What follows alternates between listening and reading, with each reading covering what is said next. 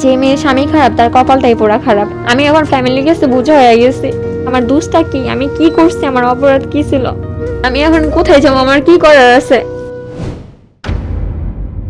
আমার ফ্যামিলিগত একটা সম্বন্ধ আসছে, আমার আন্টি নিয়ে আসছে সম্বন্ধটা। তো আমি তখন রাজি ছিলাম না যে আমি কোনো এখন বিয়ে করব না, আমার লাইফে অনেক কিছু করার ইচ্ছা আছে। তো যাই হোক, ছেলেটা আমার নাম্বারটা আমার আন্টি দিয়েছিল ছেলেটাকে। তো দেওয়ার পর ছেলেটা আমাকে নক করে, এই মুহূর্তে নক করার পর তো ওর সাথে যেহেতু আমার বিয়ে ঠিক হয়েছে, ও বললো যে আমার সাথে দেখা করবে। তো আমি দেখা করলাম, দেখলাম ছেলেটাকে এরকম। হুট করে ওনাকে কিছু বলার আগে বা উনি আমাকে বলার আগে আমার হাতটা চেপা ধরলো।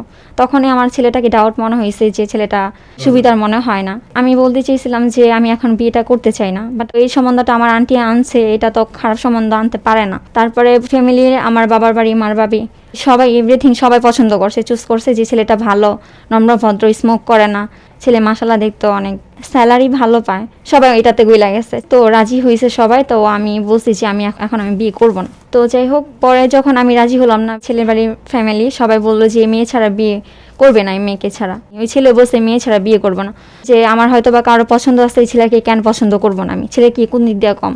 আমার পরিবারের লোকজন আমাকে প্রেশার দিতেছে যে বিয়েটা করার জন্য, আমি যে বিয়ে না করি তাহলে আমাকে তেজ মেয়ে করে দিবে, এরকম কথা বলছে আমাকে। আপনি কেন চাচ্ছেন? আমি বিয়েটা করতে চাই না, আমি চাইছি লাইফে কিছু একটা করার চেষ্টা করছিলাম। লেগেছিল ছেলে মাশাল্লাহ তো সবাই পছন্দ করবে, কিন্তু আমি এখন বিয়েটা এগিয়ে চাচ্ছিলাম না। তো 8 মাস চলে গেল, সবাই চাইতেছিল যে আমাদের বিয়েটা হোক। পরে যখন ইমোতে একটা স্টোরি ছাড়ছিলাম, ছাড়ার পর উনি দেখে এটা লাভ রিয়েট দেয়, দেওয়ার পরে আমি বললাম যে আপনি লাভ রিয়েট কেন দিলেন। উনি বললো যে আপনি তো আমার পছন্দের মানুষ, আপনাকে ভালো লাগে, আপনাকে ছাড়া আর কোনো মেয়েকে বিয়ে করব না, আর তাছাড়াও আমার আব্বু মারা গেছে, আমার আম্মু আপনাকে পছন্দ করছে, আপনারই আমি বিয়ে করব। তো মেয়েদের মন তো বুঝেন, মোমের মতন একটা কথা একটা ছেলে বললে গইলা আছে। তো চিন্তা করলাম ফ্যামিলি সবাই পছন্দ করতেছে, 8 মাস ধরে সম্বন্ধটা, অন্য কোনো মেয়েকেও ছেলেটা পছন্দ করে না। 8 মাস ধরে ঘুরছে? হ্যাঁ, 8 মাস ধরে ঘুরতেছে সম্বন্ধটা। বাড়ি থেকে অনেক প্রেশার দিচ্ছে আমাকে, সবাই আমার সাথে অনেক চিলাচিলি করতেছে যে বিয়েটা করতে হবে, না করলে আমাকে তেজ মেয়ে করে দিবে। তো আমি বললাম বাসা থেকে চলে যাব, তোমাদের এখানে আর থাকবো না, তাও এখন বিয়ে করব না। একটা সময় আমার ফ্যামিলির সাথে আমি আর পারলাম না, তারপরে সব কিছুতে আমি মত দিলাম। ওই ছেলের পরিবার থেকে এভরিথিং সবাই আমাকে দেখতে আসছে, আসার পর বড় করে অনুষ্ঠানটা আমাদের করা হয়েছে, প্রায় 7 লক্ষ টাকা খরচ করা হয়েছে। আর ওর নিজের বিয়েতে নিজের টাকায় খরচ করছে প্রায় 3.5 লাখ টাকা। তো যখন আমাদের বিয়েটা হলো, প্রায় আমাকে 1.5 ভরি স্বর্ণ দিল, এটা দিচ্ছে আমার আম্মু, সবকিছু আমার আম্মু দিচ্ছে আপনার পরিবার থেকে? হ্যাঁ। তো দেওয়া হলো ওকে, স্বর্ণের আন্টি দেওয়া হলো, কমপ্লিট সোর দেওয়া হলো, আমাকে 1.5 ভরি স্বর্ণ দেওয়া হলো, ধুমধাম সবকিছু আলহামদুলিল্লাহ ভালোই চলতেছিল।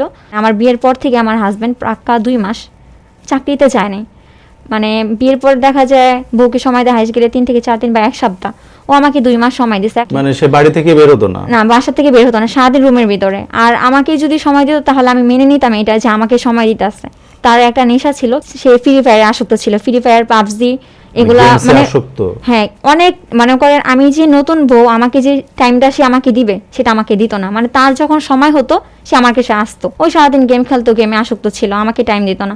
ওর যখন সময় হতো তখনই আসতো। আমি যখন বলতাম যে আমি তো নতুন বউ, তুমি আমাকে টাইম দিবা, আমাকে ঘুরতে নিয়ে যাবা, তুমি কি আমাকে বলছো ঢাকার বাইরেও নিয়ে আসবা, আমাকে নিয়ে যাও নাই, তো তুমি যে ফ্রি ফায়ার আসতো তাহলে ফ্রি ফায়ার পাবজি গেম এগুলাই খেলতা, ফ্রি ফায়ার পাবজি যদি তোমার ওয়াইফ হয় তাহলে আমাকে কেন বিয়ে করলে, আমি তোমার কে?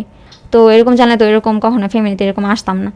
তো আমাকে অনেক কথা বলতো, তুই আমার কেউ না, আবার বলতো তুমি আমার সব, এইসব এক কথা দু কথা অনেক নিয়ে ঝগড়া হতো। ও আমাকে 3টা বললে আমি একটা বলতাম, একটা বলে চুপ থাকতাম, কারণ আমার উকিল বাপ মা বলে যেটাকে, তো ওনারা আমাকে সবসময় একটা কথাই বলতো, নতুন বিয়ে হয়েছে এমন কোনো কথা বলো না, ঠিক আছে, যে সংসারে কোনো অশান্তি হয়। তো তাদের কথা আমি অনেক মান্য করতাম, পরে ওনারা আমার অনেক কথাই বলতো, আমি ওনাদের কথা শুনতাম, শ্বশুর বাড়ি মান্য করতাম।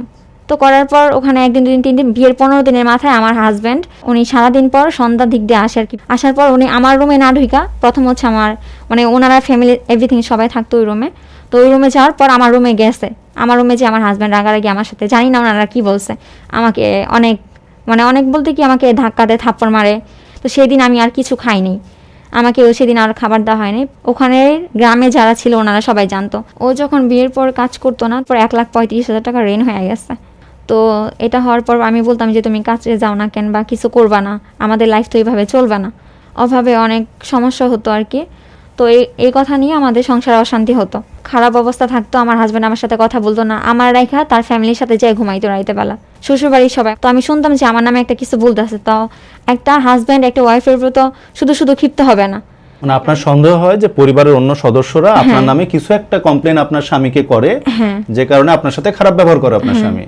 বিয়ের পর যখন ও ঋণ হয়ে গেছে, আর্থিক অবস্থা খারাপ ছিল, কাজ করতো না, তখন আমি ওকে আমার কিছু জমানো টাকা ছিল ওখান থেকে ওকে আমি কিছু সহযোগিতা করি, প্রায় 60-70 হাজার টাকার মতন। বাসার যে এভরিথিং খরচ, চাল ডাল চিনি এগুলো সব কিছুই আমি খরচ করতাম। আমার শ্বশুরবাড়ি 2 মাস ছিলাম কোনো রকম কষ্ট মষ্ট করে।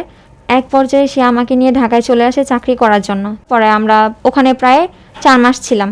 4 মাসও থাকতে পারি না, আমার হাজব্যান্ডও টাকা চাইতো, ব্যবসা করবে, ঠিক আছে, তার টাকা লাগবে, সে ঋণ হয়ে গেছে, ঋণগুলো সব দিতে। আমার হাজব্যান্ড আমাকে যৌতুকের জন্য মারধর করছে। যখন আমাকে মারধর করে ওখান থেকে আমি আমার আম্মুর বাসায় চলে আসি, তখন আমি প্রেগনেন্ট হই। আমি চলে আসার 1 সপ্তাহ পর আমার হাজব্যান্ড আমাকে নিতে আসলো বা দেখতে আসলো। তো তখন আমি চাইতে চাইনি আমি আমার আম্মুর কাছে থাকবো। তো আমি চাইছিলাম যে পরে যাব, আমি এখন আমার বাচ্চাটা বেবিটা হওয়ার পরও আমি প্রায় 1 বছরের মতন থাকবো আমার মা বাবার কাছে। কিভাবে সম্ভব আপনি স্বামীকে রেখে 1 বছর আপনি বাপের বাড়ি থাকবেন? আমি কিভাবে থাকবো? তার ফ্যামিলি আমার সাথে এত অত্যাচার, সেও তার ফ্যামিলির কথা শুনে কান ফ্যামিলি পড়ে। সাথে থাকতো না? তার ফ্যামিলি আমাদের বাসায় এসে থাকতো, আলাদা থাকার পর আমাদের বাসায় এসে থাকতো সারাদিন সারা রাত। আর আমিও কিছু বলতে পারতাম না যে তারা আমার সাথে কেন থাকে, এগুলো বলতে গেলেও সংসারে অশান্তি হতো। তারপরেও যখন আমার বাসায় আমি চলে আসি, আমার সাথে সে থাকতে শুরু করলো, ঘর জামাই 4 মাসের মতো ছিল। ঘর ভাড়া, কারণ এভরিথিং, আমাদের সব খরচ, এমনকি আমার সব খরচ বহন করছে। যখন আমার 9 মাসে প্রেগনেন্ট, বাচ্চা হওয়ার পর থেকে ওই বাচ্চার যে খরচটা এটা দিচ্ছে, তারপরে থেকে ও চাকরিই করতো না, পাক্কা 2 বছর। খরচ আমার আম্মু, আমার আব্বু, এভরিথিং আমার ভাইয়া সব বহন করতো, সে কোনো খরচ দিত না। তো আমি ওকে বলতাম তুমি কাজ যাও না কেন, কয় কাজ করতে ভালো লাগে না।